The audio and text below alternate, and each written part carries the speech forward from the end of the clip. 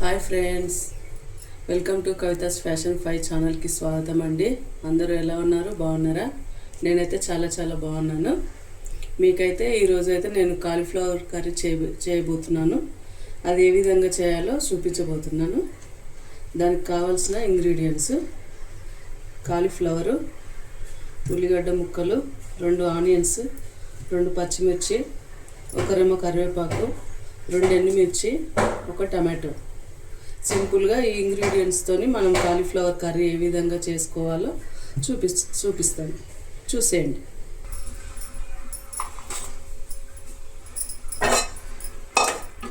ఇప్పుడు మనం ముందుగా స్టవ్ వెలిగించుకోవాలి. తర్వాత కడాయి అయితే పెట్టుకోవాలి. ఇందులో 2 స్పూన్ల ఆయిల్ వేసుకోవాలి.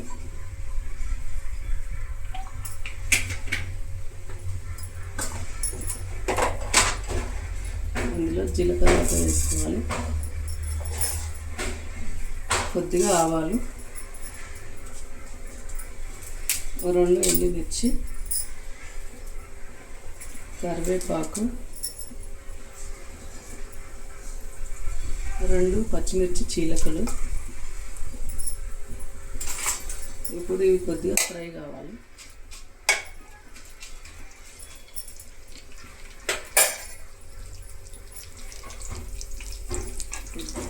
అలాగే కొద్దిగా ఆనియన్స్ కూడా వేసేసుకున్నాము.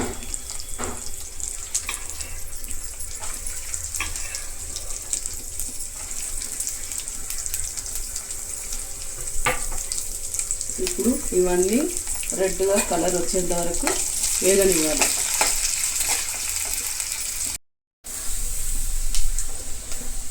ఇప్పుడు ఇవి రెడ్గా అయితే ఫ్రై అయినాయి కదండి. ఇందులో కొంచెం అల్లం వెల్లుల్లి పేస్ట్ వేసుకోవాలి. కొద్దిగా కలుపుకోవాలి. ఫ్రై అవ్వాలి కొంచెం.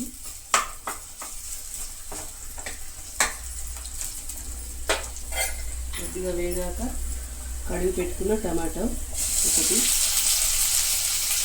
ఫ్రెష్గా కడిగి పెట్టుకున్న కాలీఫ్లవర్ అయితే వేసుకోవాలి.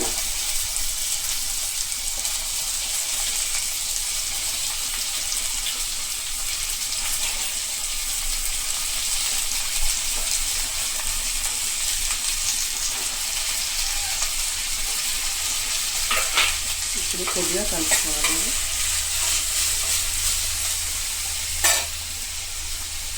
కలుపుకున్నాక 1 స్పూన్ పసుపు,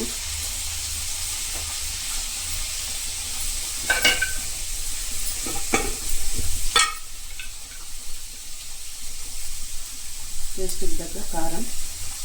నేను ఇందులోనే సాల్ట్ కలిపి పెట్టుకుంటానండి కారంలో.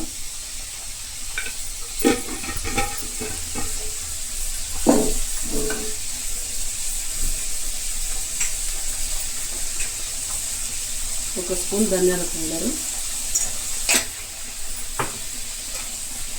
బాగా కలుపుకొని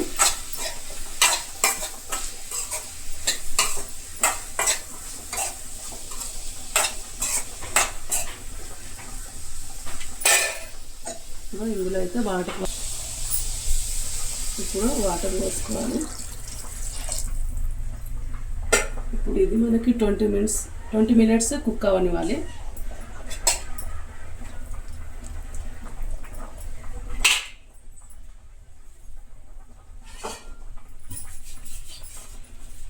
దీని మీద మూత పెట్టేసుకొని కుక్ చేసుకుందాం. మన కర్రీ అయితే రెడీ అయిపోయిందండి. కొంచెం కొత్తిమీర వేసి దింపేసుకుందాం. మన కర్రీ అయితే రెడీ అయిపోయిందండి. ఇప్పుడు ఒక బౌల్లోకి తీసేసుకుందాం.